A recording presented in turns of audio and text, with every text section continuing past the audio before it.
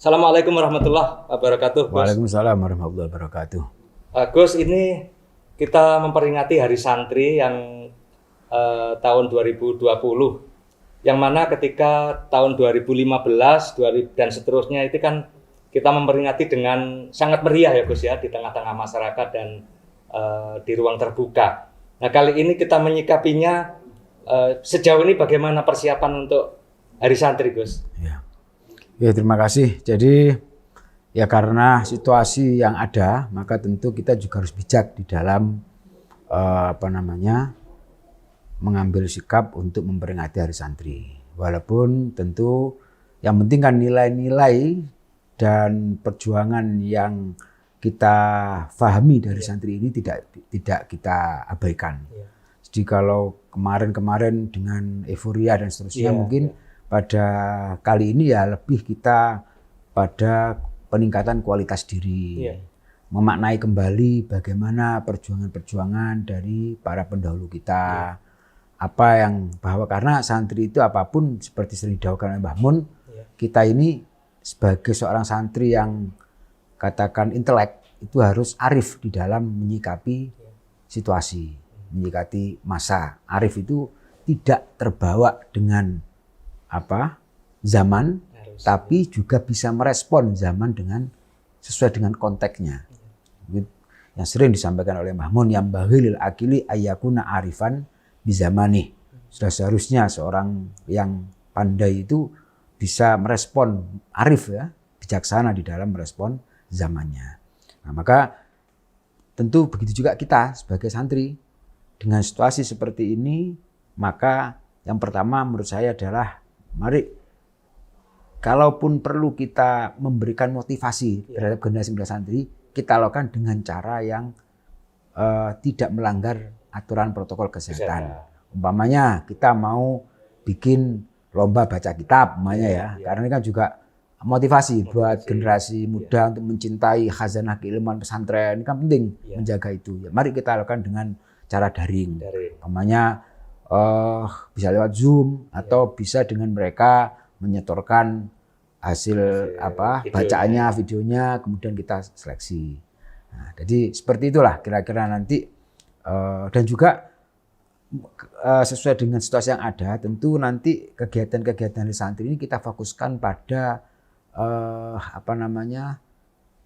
kegiatan-kegiatan sosial, ya, karena tentu yang paling terpukul dalam situasi seperti ini kan masalah ekonomi masyarakat dan kaitannya dengan ekonomi. Nah, maka penting kiranya keberpihakan kita, perhatian kita, kepedulian kita kepada sesama, kepada tetangga, kepada orang lain yang mungkin dalam situasi sulit ini juga mengalami kesulitan. Bagaimana kita harus memberikan perhatian kepada mereka itu dengan berbagai cara lah, sesuai dengan kebutuhan mereka masing-masing.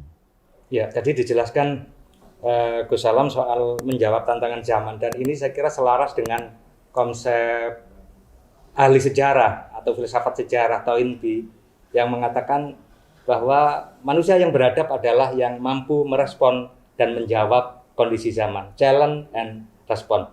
Gus, dalam kaitan dengan makna Hari Santri di tengah pandemi ini, Gus, sejauh ini komunikasi dengan santri-santri yang alumni, Gus, ini bagaimana khusus yang di Nanyar sendiri, Gus? Ya, kalau dulu sebelum pandemi ini kan kami ini punya kegiatan yang rutin ya, keliling ke alumni. Di setiap hari Sabtu Ahad itu kita ada pengajian alumni. Tapi karena seperti ini ya belum bisa kita lakukan, dan sementara ini ya melalui aplikasi. Dan tetap komunikasi kita jalin untuk mungkin mereka ada yang keluar dan seterusnya, tetap kita lakukan komunikasi sebisanya. Tapi untuk pertemuan tatap muka masih kita belum bisa kita lakukan sampai situasinya memungkinkan. Di dalam momentum Hari Santri itu kan tidak lepas dari momentum resolusi jihad yang dikeluarkan oleh pengurus besar Nahdlatul Ulama pada tanggal 22 Oktober 1945. Di situ disebutkan adalah pentingnya umat Islam untuk berjihad. Gus, dalam kondisi saat ini itu makna jihad itu bagaimana, Gus? Jadi memang benar yang sampean katakan bahwa yang paling penting bagi kita ini adalah selalu mengkontekstualisasikan makna resolusi jihad setiap tahunnya dalam memperingati Hari Santri. Tentu jihad pada hari ini adalah jihad sosial, jihad ekonomi, jihad membangun peradaban. Itu menurut saya yang patut untuk kita jadikan fokus perjuangan santri pada saat ini. Kami melihat bahwa secara kualitas intelektual di Indonesia ini saya melihat ada keberhasilan kaum santri di dalam mempertahankan kualitas intelektualnya sehingga diakui oleh khalayak. Ya kita tahulah bahwa sekarang ini ada banyak generasi-generasi santri yang eksis di media sosial. Katakan kita sebut namanya ada Gus Baha, ada Gus Kausar, ada Gus-Gus yang lain yang menurut saya itu menunjukkan bahwa di Indonesia pondok pesantren dengan kesederhanaannya, dengan keterbatasannya tidak pernah berhenti menelurkan ulama-ulama yang berkualitas. Yang tidak hanya diakui di tingkat nasional bahkan di tingkat global. Dan ini bagian dari jihad kaum santri di bidang pendidikan. Bidang pendidikan, intelektual. Kemudian saya juga melihat alhamdulillah banyak peran-peran santri di berbagai bidang. Ya, di sisi ekonomi banyak kreativitas yang sudah mereka lakukan. Kemudian bahkan juga kalau kita tahu sekarang ini NU sudah berdiri di hampir 40 atau 50 negara ya. Di PJ pengurus cabang istimewa. Ya. Itu dan gairah ke NU mereka itu luar biasa. Alhamdulillah saya pada tahun 2018 ya sempat ke Jepang. Di situ kami juga diundang sama PCI NU Jepang. Dan waktu itu mau puasa, bahkan kita bikin acara apa namanya? Apa itu kalau mau puasa itu? Berkatan itu. Lupa saya. Puasa. Bukan puasa, yang kalau menjelang puasa. Oh, megengan. Megengan ya. Saya mengadakan megengan di sana. Dan antusiasmenya luar biasa. Tradisi kita saya lakukan di sana sama teman-teman ya kita baca Yasin, baca tahlil, kirim doa dan teman-teman NU Indonesia yang ada di sana sama datang. Dengan begitu merasa tetap masih identitas Jawa dan Indonesianya masih identitas keindonesiaannya masih kuat. Dan itu kami alami di berbagai tempat. Ketika kemudian saya ke Nagoya ya, di sana itu saya di restoran Indonesia, ketemu dengan teman-teman yang waktu itu lagi liburan. Jadi saya ada istilah Golden Week, 5 hari yang liburan. Kebetulan saya di sana waktu ada Golden Week itu. Mereka ketika kita ajak bicara tentang Islam rahmatil alamin, tentang katakan nilai-nilai NU, itu antusiasme luar biasa. Nah, ini menurut saya sebuah hal yang patut kita apresiasi dan terus kita perjuangkan di berbagai negara. Bahwa mungkin role model Islam di Indonesia ini bisa menjadi role model Islam di semua negara. Karena apa? Karena Islam model NU ini tidak pernah berhadapan-hadapan dengan sistem negara apapun.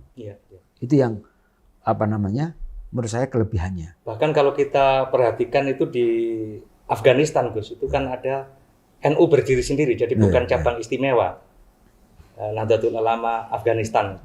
Cuman di negara-negara lain yang memang sedang mengadopsi model-model pengorganisasian seperti yang dilakukan NU. Gus, NU ini kan bagian dari representasi Islam moderat atau Islam yang tawasud.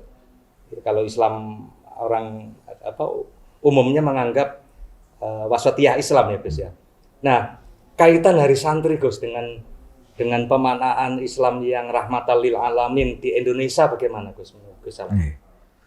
Jadi perlu kita maaf karena kita ini sedang di Indonesia kan seolah-olah gemuruh dengan orang-orang yang mengidentikan Islam tetapi formal, juga kurang adab, berbeda dengan orang-orang santri, Gus, ini mungkin. Makanya kalau dulu karakter santri ini kan hanya kita tampakkan ketika kita di pesantren. Sekarang tidak boleh. harus kita tambahkan di Nah, ini penting, luar. Gus.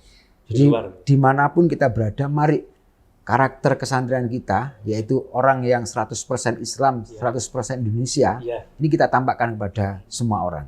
Supaya apa? Supaya mereka semuanya menyadari, memahami bahwa sesungguhnya tidak ada pertentangan antara agama dan kebangsaan. Bahkan kedua-duanya saling menguatkan. Iya. Ini seperti yang pesankan oleh Hadratus Syekh Hasyim Asy'ari. Nah, itu harus menjadi gaya hidup kita, style kita dimanapun. Jangan kita tidak percaya diri mengemban jargon-jargon itu karena merasa kalau seperti itu kurang islami, namanya gitu. Kurang terlihat khusyuk, kurang terlihat dalam ilmunya. Oh, tidak. Karena faktanya bahwa kita di pesantren ini sama sekali tidak pernah kehilangan dasar-dasar keilmuan. Tidak pernah kehilangan intelektualitas keilmuan. Nah, dan itu yang harus kita tanamkan. Makanya mengutip dari dawuhnya Allah Ta'ala, wa ja'alna minhum a'immatan yahduna bi amrina lamma sabaru wa kanu bi ayatina yuqinun. Di sana itu kemudian disimpulkan bahwa kesuksesan kita di dalam menjadi seorang leader terutama itu ada dua kuncinya, kunci utamanya. Sebagaimana yang menjadi sifat utama dari para anbiya, yaitu apa? Bima sabaru wa kanu bi ayatina yuqinun. Satu adalah sabar, telaten, tabah, tangguh ya menghadapi segala situasi. Yang kedua adalah optimisme, al-yakin. Hanya dikatakan dalam Ibnu Katsir itu, tafsir Ibnu Katsir, innal imamata tunalu bisobri wal yakin. Kesuksesan itu akan bisa kita peroleh dengan kesabaran, ketabahan, dan optimisme. Nah.